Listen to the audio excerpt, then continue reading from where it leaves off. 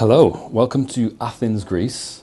I'm here for a couple of weeks, and in this one I want to talk about my experience learning AI and machine learning in my 30s. I've been learning it for about a year now, so I'm going to talk about why I'm learning it at the moment, how I'm learning it, so the roadmap I'm using, and how it's gone. So the kind of struggles I've had, like issues I've had, and also how it differs from software engineering as well. Okay, but first, let me show you where I'm staying. So I'm in the center of Athens, and I think this is the most hipster place I've stayed in my whole life.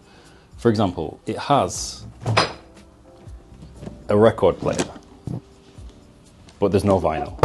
So I don't know what to do with that. It's got an espresso machine and just like this, I guess you'd call it like neo-futurism, like red lights everywhere. So kind of cool. So I'm here for a couple of weeks. Anyway, so why am I learning AI and machine learning at the moment? So for me, it started with curiosity. So I'm a software engineer, and I was just curious as to how these large language models work, that you can give it a prompt and it will spit out a loads of code. I was just curious as to what that in-between step, what's going on. So I started looking into that and exploring it and learning a lot of the high-level concepts, and just found it quite interesting. And as a side note, I think it's very empowering once you know what's going on. So if you're concerned about your role, whatever you do, if you do understand how these models work, you do also understand the limitations. It will replace a lot of tasks, definitely. And I think it will disrupt the junior level a lot. There'll be a big evolution in the role of a junior. You also see the limitations. So yeah, it started with that, exploring what was going on, and then I became more curious and then started to dig a bit deeper. Also, I've been coding now for 4 years, and only now do I feel I have the bandwidth to explore something new like data science and AI. For the first few years, there was just so much to learn, but now, 4 years in, I do feel quite confident as a programmer. Like now I'm open to learning other things outside of work. The World Economic Forum voted AI machine learning as the #1 job of the future. So you're gonna have a lot of opportunities in the future, even if you just learn it a couple of hours a month. Adding on AI, and you only have to learn it once to your current skill set, it's just gonna open a lot more doors for you in the future. So how have I been learning it?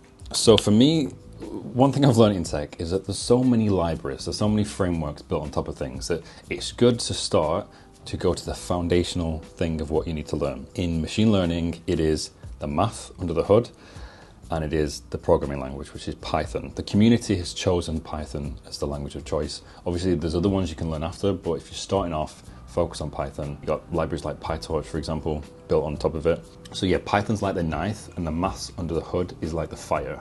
So the underlying theme of my learning are these two things. I also focused on the high-level concepts of machine learning. So what is supervised learning? What is unsupervised learning, regression, and classification? And just being able to explain it to someone really basically, this is how machine learning works, this is what it is, this is how data, it's in essence finding patterns in data and explaining that. Also the tools behind data science, so scikit-learn, NumPy, Matplotlib, these kind of tools. I also looked at how to prepare data for a model, so like data pre-processing, choose a model, how to evaluate a model. Now a quick one on the math. Okay, a lot of people get hung up on this, in software engineering as well. It's fundamentally important to understand the math. However, if you can learn to code, you can learn the maths underlying machine learning. It is at high school level, basically. So linear algebra, calculus, and probability and statistics. Don't get too hung up on it and learn it as you go. But a lot of the algorithms are already made, and you'll have to have a deeper knowledge, be really good with maths if you're doing the research. That's a different story. But don't get too hung up on it at the start, and learn it as an ongoing thing in the background, be learning the math behind machine learning. Also, one thing that comes in handy if you're coming from a software engineering background is the data structures and algorithms side, because you will have to learn eventually a lot of the core algorithms of machine learning, and there's quite a lot of them, and having that data structures and algorithms kind of background kind of helped me learning those. And at this point, I think if you've worked in tech for a while, you'll know that there's something called tutorial hell. It's where you're just watching courses and you feel like you have to do more courses before you can build stuff. Just build stuff. This is like, pretty much everyone gives you this advice if they've been in an industry a long time. Just find a data set which is interesting. Like for me, I love football. So I got on Kaggle and just started getting my hands dirty. I could use the tools. I have no Python. I think a great way of learning is to incrementally add complexity to your project. So start with really basic regression and classification problems, and then make it more and more complex.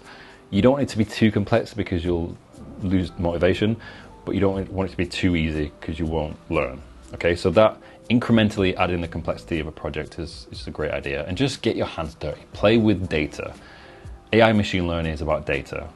Work with different data sets, learn about cleaning data, learn about things like overfitting. This is where you get into more complex stuff. And once you've started building projects and you're feeling more confident, then it's time to start looking at maybe research papers or specializing. So there's loads of areas like some computer vision, for example, so specialize in a certain area. And how has my experience gone of learning it? Well, I've found it so far, what I do like about it is I like the experimental side of it. Where software engineering, it's very much like a step-by-step plan.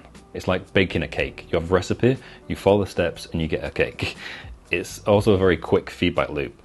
Machine learning, though, it's like more of a slower feedback loop, and it's more of a iteration, it's experimentation. That for me is machine learning. It's all about experimenting. So it's like tweaking a parameter, finding the right data, it's finding the right parameters to get the best output.